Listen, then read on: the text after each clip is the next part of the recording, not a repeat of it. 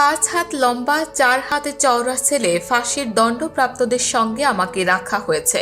এজলাসে দাঁড়িয়ে বিচারকদের কাছে অভিযোগ জানিয়ে সাবেক আইসিটি প্রতিমন্ত্রী জুনায়েদ আহমেদ পলক বলেন, কারাগারে তাকে 5 হাত লম্বা 4 হাতে চওড়া ছেলে ফাঁসির দণ্ডপ্রাপ্তদের সঙ্গে রাখা হয়েছে।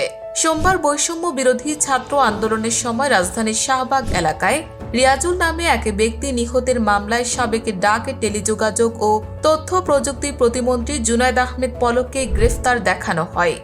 শুনানির জন্য আদালতে হাজির করা হয় পলককে। এ সময় পলক আদালতের উদ্দেশ্যে কিছু বলতে চান। আদালত অনুমতি দিলে তিনি জানান, কাশিমপুর হাই সিকিউরিটি কারাগারে তিনি ডিভিশন পাচ্ছেন না। 5 হাত লম্বা 4 হাতে চওড়া ছেলে তাকে রাখা হয়েছে। পরিবারের সঙ্গে সাক্ষাৎ সহ ফোনে কথা বলার সুযোগ পাচ্ছে না সে।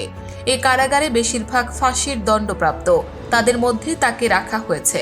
এ সময় আদালত পলককে লিখিত আকারে আবেদন দাখিল করতে বলেন। পরে আদালতে গ্রেফতার দেখানোর আবেদন মঞ্জুর করেন। এরপর তাকে কারাগারে পাঠানো হয়।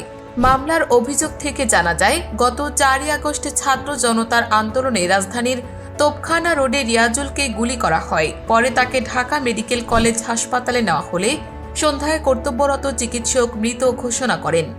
এই ঘটনায় 26 অক্টোবর রাজধানীর শাহবাগ থানায় মামলা হয়। দিগদিগন্ত ডেস্ক।